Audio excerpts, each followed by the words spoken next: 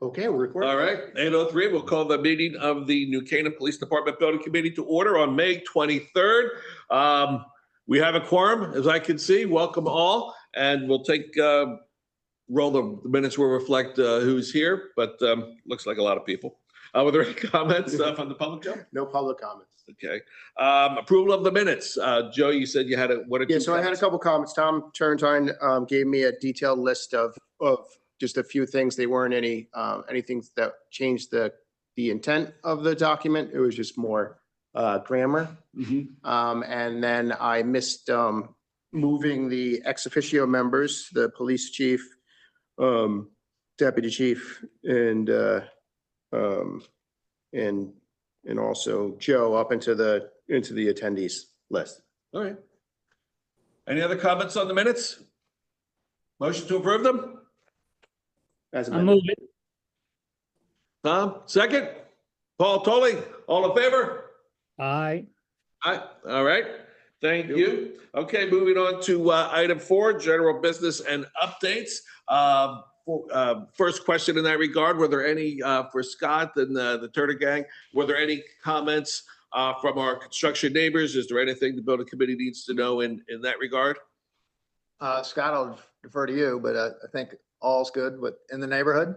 Yeah, all's good in the neighborhood. We're communicating well, and yeah, no comments. All right, perfect. Thank you. With that. Okay, well, things are moving along. I think the big topic of since our last meeting has been the shoring of the building, but I'll let Scott run through his pictures.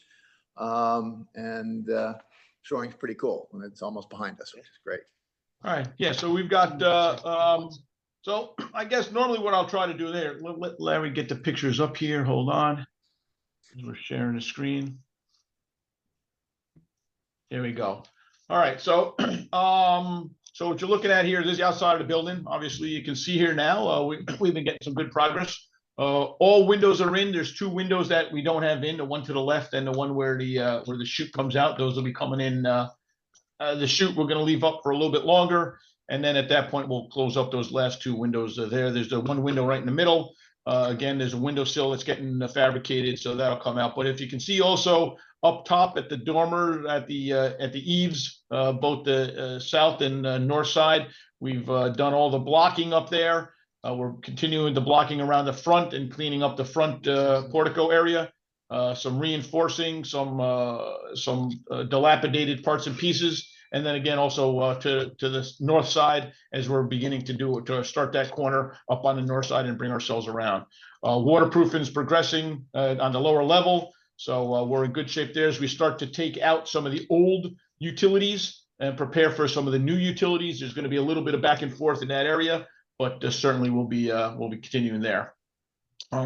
This is our new favorite subject in the back. This is the shoring and jacking of the building. So as you can see there, we've got the steel that was erected first on the big steel plates. Then we took we wrapped the column up and we jacked the column up from up top there. Larry, if you show them where the jack was sitting, where the jacks were sitting up top, right in there, right in that area there where we put the jacks. We lifted the building up. We poured, we removed the old footings, poured the new oversized footing to encompass both the existing column and the new columns. We poured the pier in and we've grouted the base plate.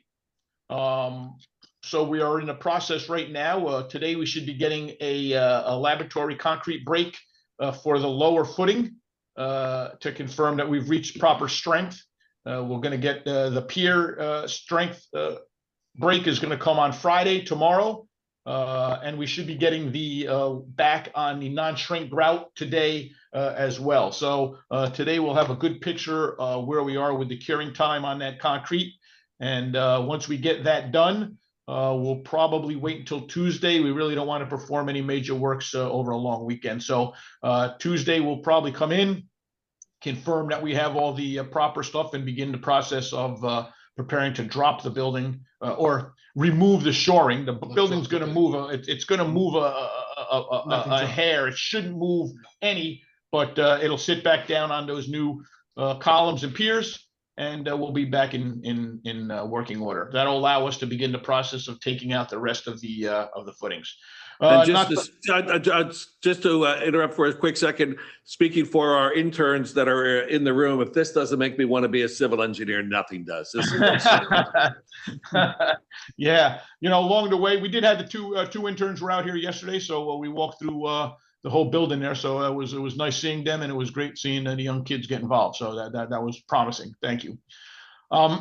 So then this is just a picture of the IT room. I tried to get something here. I guess my camera wasn't as friendly as it should have been. So just an IT closet. We've got a lot of the IT. This is on the main level. A lot of the power and the teledata cables dropped and ready to get set as we continue with the plywood around the perimeter on the main level there.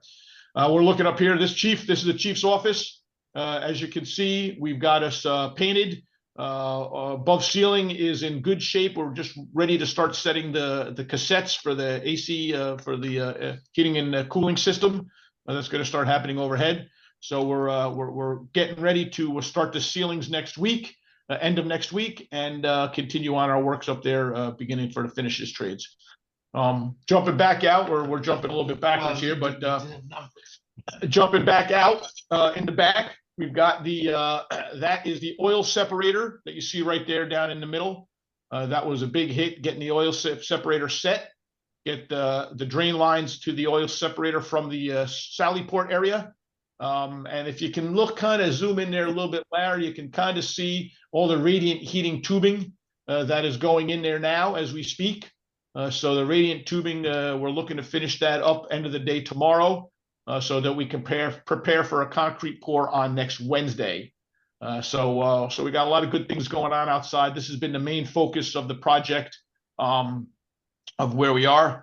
Doubling back to the just another angle of the waterproofing happening down outside there. And that's those are the pictures. So again, downstairs on the main level. What we jumped around? Okay. Sorry for the confusion, guys. Apologize.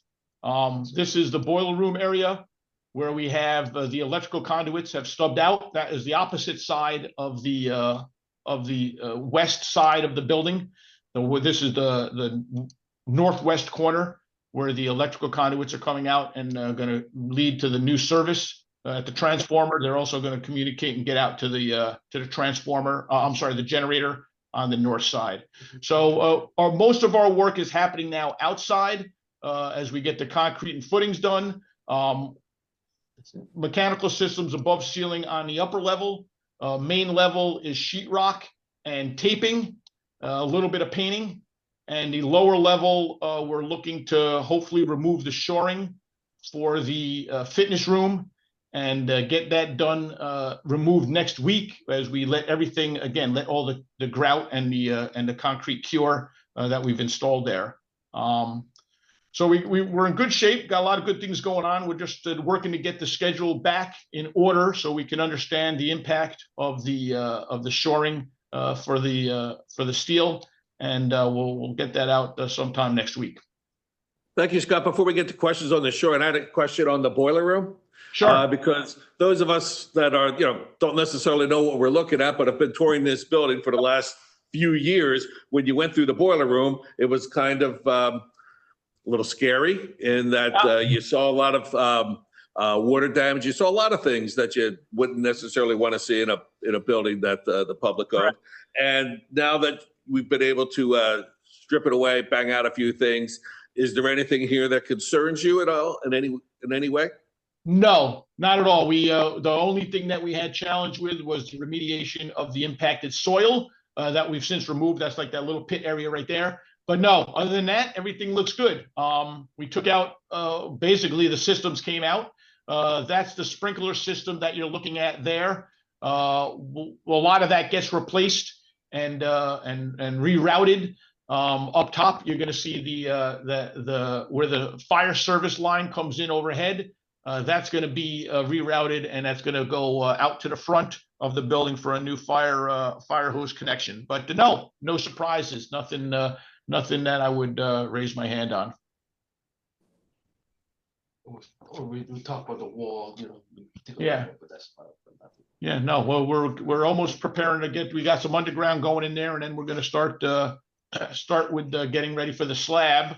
So we can get the slab down and to begin the process of all the overhead work.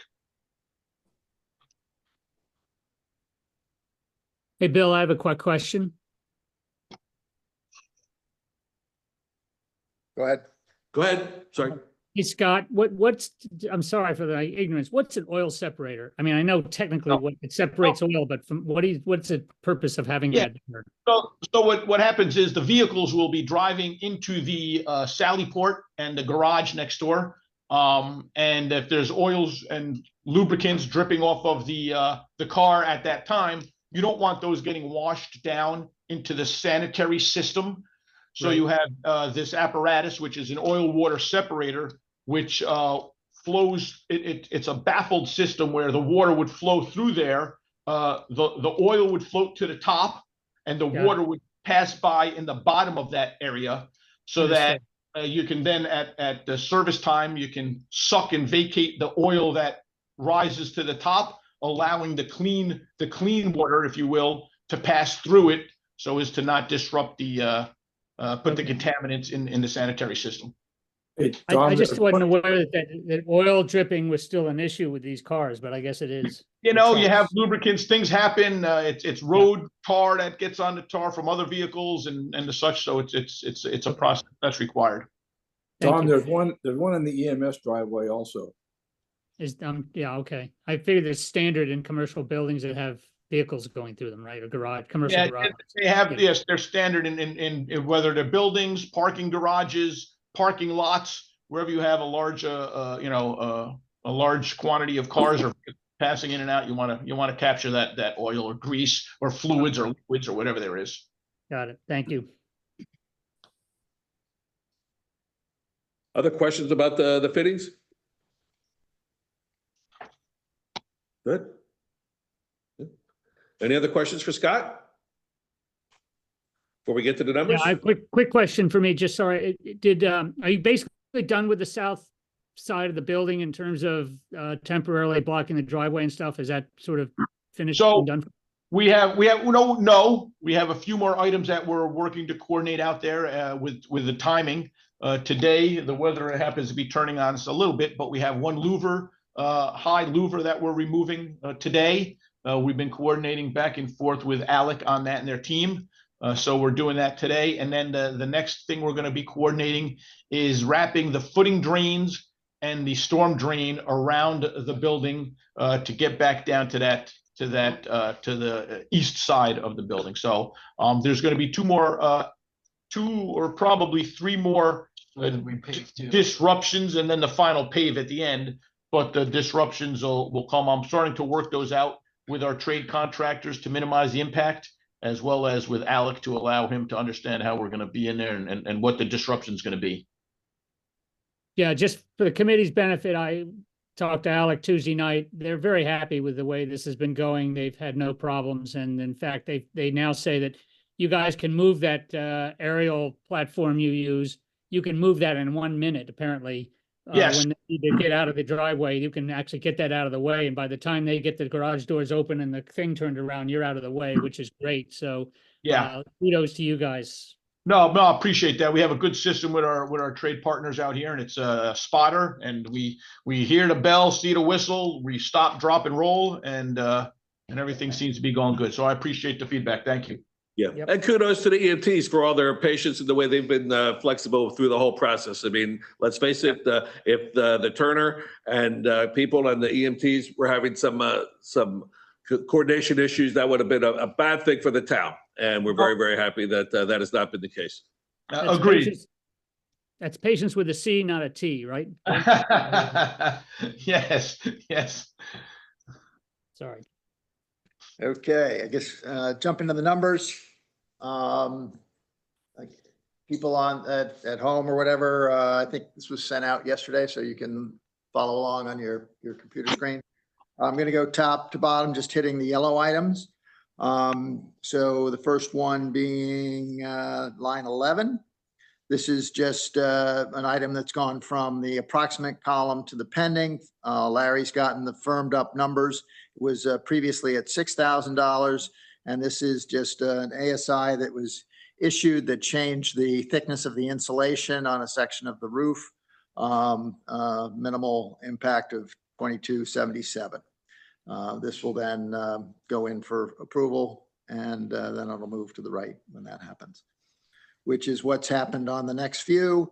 These are items that were presented at the last building committee meeting. They've been signed, so now things have just moved from the pending column to the approved column, and that's number 13 for 3136, number 16 for 1507, and number 16 for 3564. The next one, miscellaneous updates. We talked about this last time. That previously was 8,500. It's a little higher. This is for a roof ladder from one of the lower roofs. I think it's over the Sally Port up to the higher roof. This is it's a safety ladder. It's got an enclosure so you can't fall back, and you tie off as you go up. So it's a pretty sophisticated ladder. That's the bulk of the cost. And then there was a refrigerator in the pantry that we talked about. So this is in pending, ready to be submitted and signed, and then this will also go approved. The next one was the brick abatement. This was for the rear of the building. This again just went from the pending column to the approved column. Moving down to line 44, this is the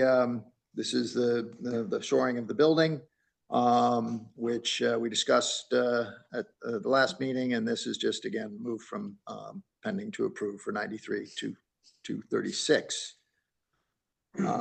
Line 48. This is the work that Scott was referring to in the front of the building, reworking all the blocking for the fascias and the trim up at the top, just below the roof of the eave location. Some of this was addressed with holds and allowances, but the net impact to the project is 15,157, which will come in for approval and then move to the right. The new items on the bottom, we don't have the full actual adjustment to the schedule, but we want to just put a placeholder in. It's looking like it's going to be about a month, so that's we just plug that value that we had up above for the demo impact, 65,000. The next one is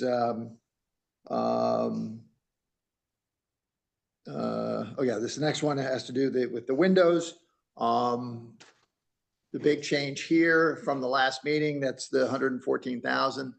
We had addressed that as being a change to your contingency after discussions with the team.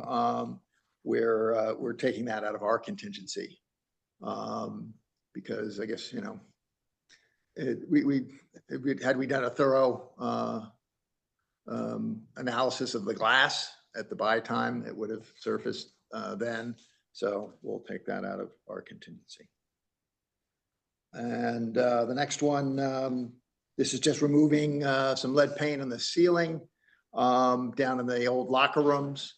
That's actually happening momentarily. So that just went from pending to approved. And actually that just happened over this past couple of days. That got approved and moved over there. And the last one, the undiscovered structure, there was a bump out on the west side of the building, just outside of the mechanical room, the old boiler room there. Not sure what it was, but it was sort of compromising the waterproofing integrity. So we just wanted to get rid of it. And so that it didn't really serve a purpose that we could see of. So we just popped it off, and then now we have continuous straight waterproofing along that side. So we did discuss that in more detail in the field, right? So it was what we thought was possibly an old like coal chute or something, but it wasn't serving any purpose. And We did not want to take any risks with an oddball waterproofing detail over in that critical corner. So they were there. This I was had straight line. them remove it. So that's why it didn't really go, just went from, we found it, it was removed. So That's good. you guys haven't. Corners are bad. Yeah. Straight lines. So on the next few pages, you'll just see some of the other items. So so the first one on the holds, that we just took a little bit of hold money to help reduce the cost of the new footing. That's for the shoring up the building. Because we had some money sort of put aside for something like that. Then if you go down to the allowance report, a couple pages back, there's another 5,000 there out of the allowances. So, 10,000 within the GMP was used to help offset some of those costs. And then down below, we took 10,000 out of the allowance for the blocking at the Eve location. So that of that 15,000 that hit the GMP, we took 10 out of an allowance that was sitting there. So we used that to help offset some of those costs.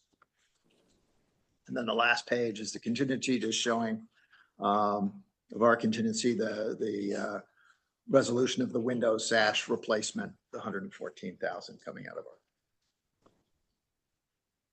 So that's. So for From that, 703, the 703 contingency, you have 541, 525 left, right?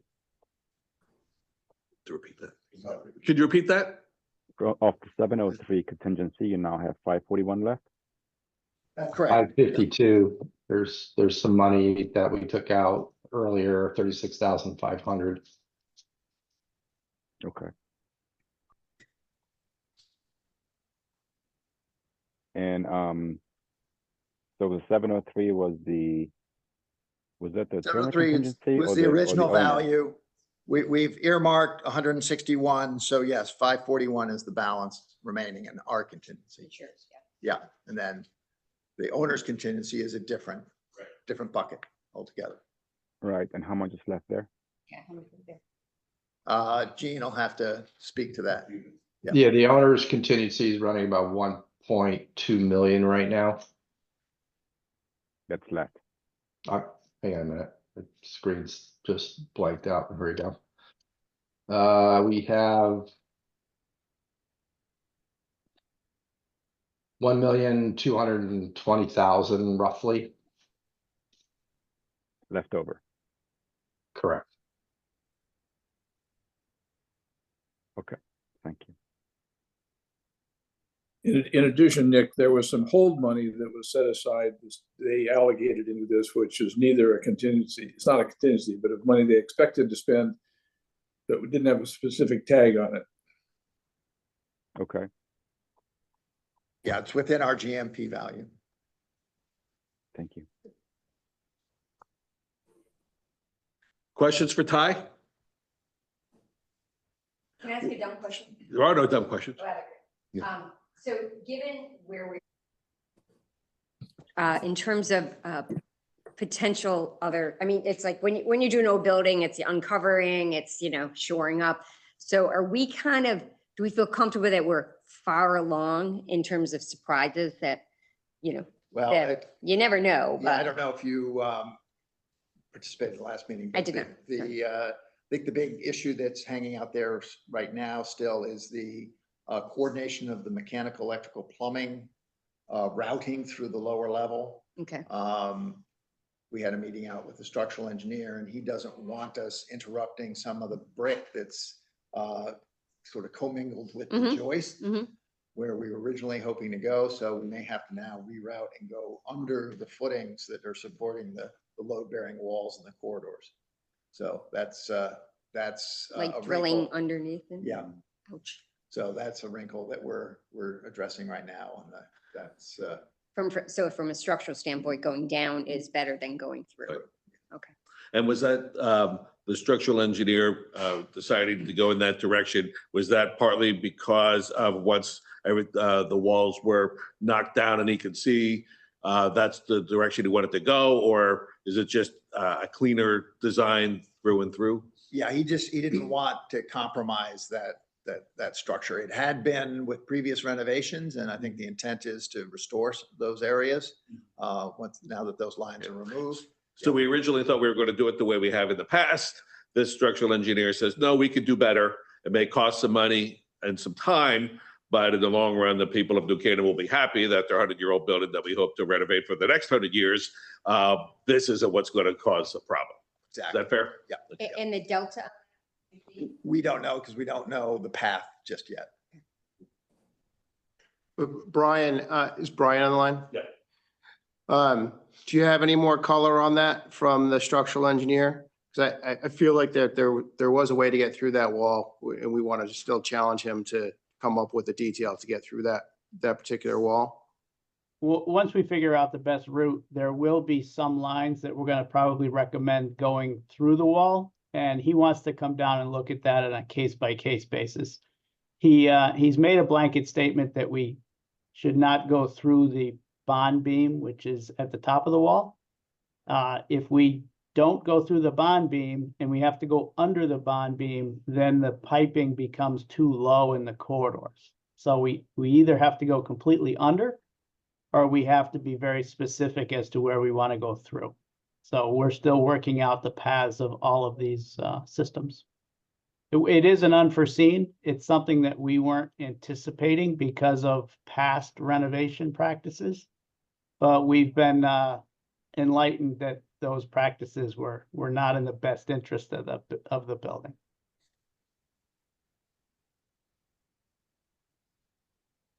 So when time-wise, will we know the impact on this? So do we have is We there like? should have an answer to the routing of all the systems by the end of the month, end of May. Okay. Yeah. Oh, so yeah. Yeah, Soon, it's soon. imminent. We're working on it. Okay, and so then after that, not to focus on the overall cost and what it might not cost and protecting as much. But as you should, Yeah. the people want to know. Absolutely. Yeah, I mean, you could, if you have 1.7 million left over in the town, there's other things you can do. So beyond that, is there any kind of big flags? No, I think we want to get the new building up and enclosed. Mhm. And then I think. Yeah, but then it's newer the home construction stretch. doesn't have the same surprises. right, Yeah, right. okay, all right. We the dirt in the, for the addition, anything that was going to go wrong there, we would have known by now. We do. Yeah.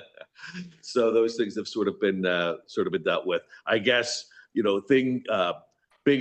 do we have all the important equipment that's been promised us in our little hands, or? We don't have it. And the switchgear is obviously the biggest of those, but we, as I've communicated in the past, we have good assurances that it's going to be on time. Right, but that's something else that, Yeah. We may be all hands on, if something, Yeah. if that truck gets in an accident while it's Right. delivering it, that would be an all hands on deck. It would cost us money, I'm Yeah. sure.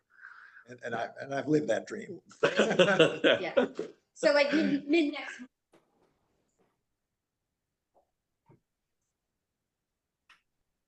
But we're not Yeah, no. cocky.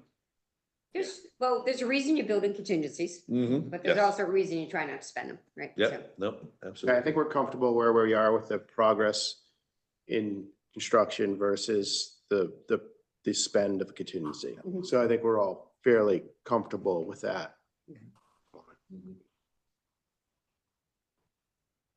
You don't have to spend it if you don't have to. Exactly right. We feel the same way. We're not looking to spend the contingency money on nice to haves that haven't been approved by the town. Absolutely. Brian, do you have anything else that you want to update us on before we get to G? No, I think it's a good update. I think everything's going according to plan. Obviously, there's been some unforeseens, but I would, to answer Amy's question, I would feel very comfortable right around the 4th of July that that's a date where we should say everything really is behind us. And we're just in the putting everything back together again. So I think it's going well. G? Good morning.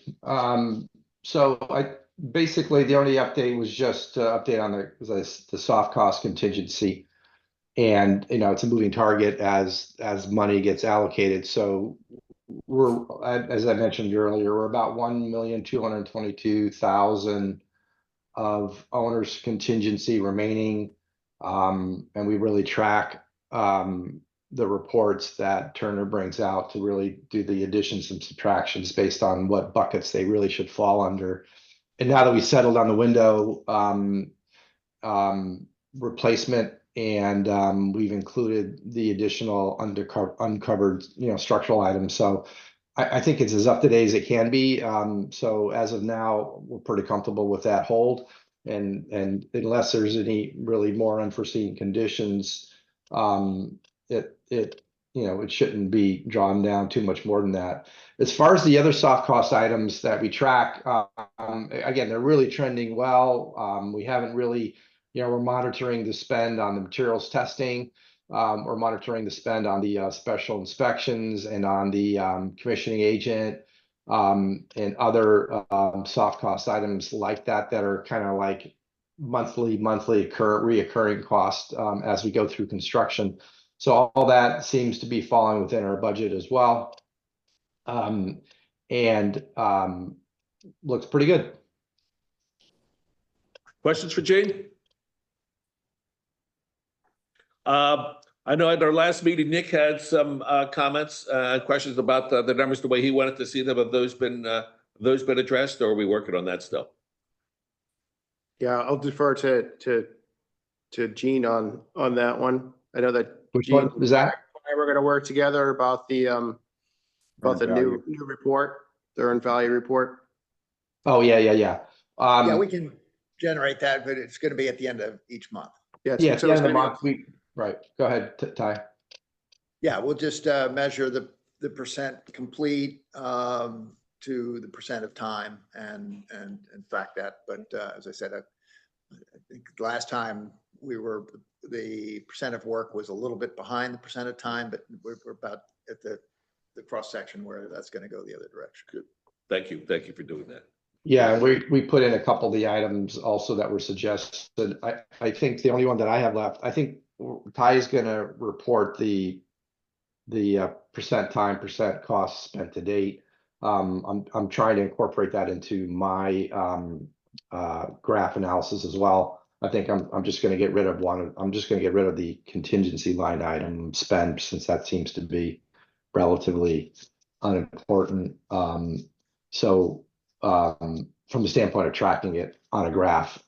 So we'll see how that works out.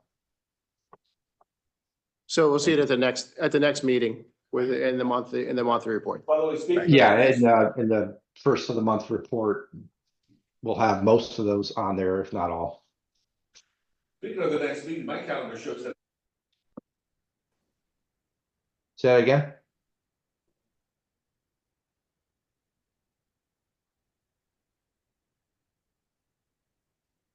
Hey, Bill, we've lost audio. Yeah. Yeah, I'm sorry, I did have my button pushed. Our next meeting is June 13th, in 3 weeks, not June 6th. So just make sure that's marked correctly on your calendars. May is a 5-week month. Are there any other comments, please? You've been, anything going on with the temporary building that the committee needs to know about? No, oh, good. Thank you. Thank you. And I know you mentioned you did have some progress with the gym equipment. Just, I know you're working on it. It's not finalized yet, but you just Yes, wanted to give a 2-second update on that. Sure. We've had several internal gym committee meetings. There's 7 officers on the gym committee. And Brian had met us down at the new room that's going to be used as the gym. We did a walkthrough with one company that we engaged with that has done police gyms before. They're working on the design. And we engaged with another company that's coming down on Tuesday to tour the room as well. I'd like to thank Scott and Larry. You've been very patient because we've been going in and out of there asking them last minute, hey, can we get in the room? We want to look at the dimensions here and look where everything's going to be, and maybe moving some outlets around just before they they finalize construction in the room, so we make sure we have everything in the right place. So they've been very patient, so thanks to them. And we are engaging with another company that might not work out because they don't work on maintenance, and that's one of the things we have to do because of insurance purposes. So we're engaging with another company now as well to make sure that we get at least 3 or 4 solid bids when it comes time. That's terrific. Thank you. And I also want to thank all those involved that on the coming up with a solution with the windows and a solution with the footings. That's been those were two significant issues, and they've been handled very well in a timely fashion. And it's really much appreciated the way the team has worked together on that. So thank you. Anything else before we adjourn?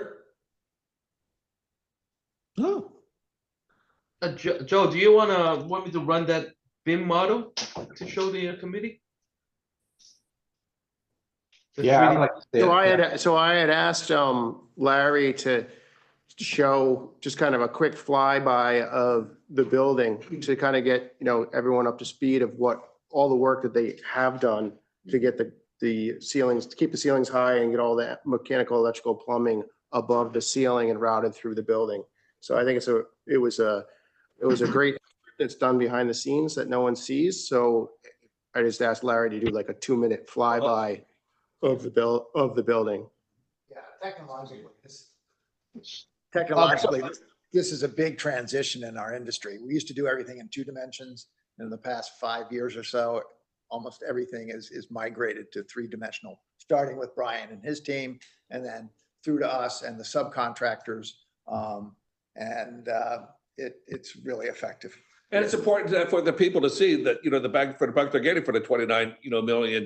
We're not just slapping some new paint on an old building. I mean, we basically preparing this thing for the next 100 years, updating everything that we can update, and it's important that people know what's been accomplished. So Yeah. Thank you. And the good thing about this is you build it once in this 3D model, and it gives you the ability. What used to happen in the past, you do it on a piece of paper. And then when there was conflicts in the field, the ceilings just kept on getting lowered. That's really what it was. So the architects, all of a sudden you have these beautiful ceilings, they get lower, they get lower, they get lower. Like the lobby, where there was a lot of effort done behind the scenes to keep the ceilings high. And it was a lot of work that Larry and the team did. So I just wanted, to see it and one for him to get credit for it. Thanks, Joe. So I'm just gonna quick fly through it. Like as Joe said, right? The design team gave us a base and what the needs and wants, and with all the units, we coordinate all the units, all the openings with the steel, so we could position them accordingly at the best location as possible. So if you look at the drawing to this model, the location of the units are slightly different, from the conceptual to the final position of it, which this is more of works for maintenance as well as the all the elements within the building. I just want to get a quick look through on the outside of the building, and I'm just gonna go into top to bottom.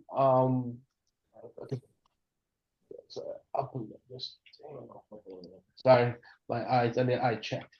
So this is just the upper level. So it's kind of filter out all the other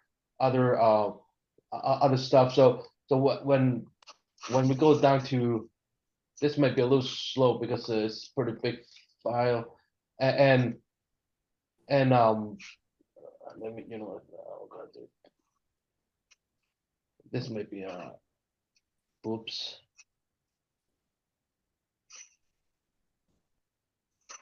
That might be a little better.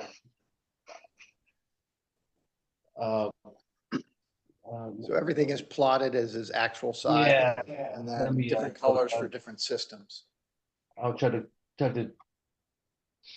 It's a lot of memory, so give me a second to they need to load a little bit. So here we go. It's slowly coming through. So all this different color is different system. the red is the fire sprinkler, and the blue is mechanical. You got the ductwork as well as the heating system and cooling system, and then and sometimes it's a little slow on things, but that's oops, that might not be there. You know, we got everything that is. This is where the corridor, the hallway is. You know, this is where the pantry and stuff like that, and might not be the fastest. Since I'm sharing and doing this video, it's So what would happen traditionally, and 10 years ago, this has come in the last 10 years, and it's been getting further developed. Right. You'd have all the different trades would put it on a drawing, just in plan view with elevations, and then there would be usually you would have one. It would usually be like the HVAC contractor or whoever was assigned would put it all on one drawing. And so you basically merged all these drawings and you address the hits on a piece of paper, just going back and forth. And it was just an imperfect, it wasn't as perfect as having everything in there as the proper dimensions, because it was, diagrammatic as in nature. So people would miss, it was just basically a line type going through the building. And then people would always miss well, that's a 2-inch line, but it has 3 inches of insulation on it. So those sort of things would happen. And eventually you didn't fit enough in the ceiling. So the ceiling would get, inevitably would get driven down. So this is put together. To document that all the trades work with together, so it's more efficient. And the system will identify when there's a clash. Oh, okay. So when the insulation of an HVAC pipe hits a conduit, it shows you there's going to be a clash. Before you Whereas start. before, it was guys, Turn your mics on, guys. Yeah, sorry. They were digging through, trying to visualize on a flat piece of paper. Yeah, it was 2D versus 3D. Yeah. And the dimension of the third dimension allows you to see so much. Yeah, it's Thank half you. the time and much more amazing. effective. Speaking as an old tech investment banker, is this an Autodesk product or? There are It a is bunch of them. Autodesk. Yes, this is an Autodesk product. This is a cloud base. So everybody put the information in it. They all use like Navisworks in their own to put their own stuff in, and then we all merge everybody's items onto this cloud base. Also AutoCAD Autodesk product, and then we do run the clash report as ties in, and then so we can so the plumbing doesn't hit the HVAC, doesn't hit all the other guys as fast as possible, and then there's some like field condition that might happen, but those are the minor stuff. But the majority of the hits, we try to do this get it out of the way, right? This is the lobby, as what we talked about, where we want to keep this ceiling high, so we move all the ductwork and everything what was supposed to go through this lobby area into the dispatch up here, so that so we maintain the look of the high ceiling, 9-foot ceiling in the lobby area.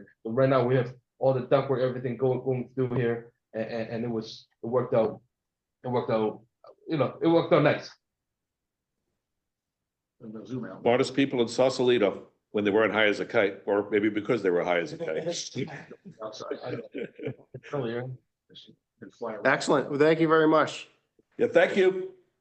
The only other thing that I have is that at the June 13th meeting, we can set the topping off. I think at that June 13th meeting, we'll be ready to set the topping off ceremony, kind of. Yeah. Set the date for that, right? Scott? Yeah, we should be able to. Yeah, so that's our drive. So right now we're managing the latest challenge with the footings. We were able to expedite some things there. So once we get this building, I'm going to say set back in place, and we're where we need to be. I've already put the first draft in of the adjusted schedule, and we'll take a closer look at that and be able to refine it. And then I'll go public with the information, and we can set a date. I think that would be great.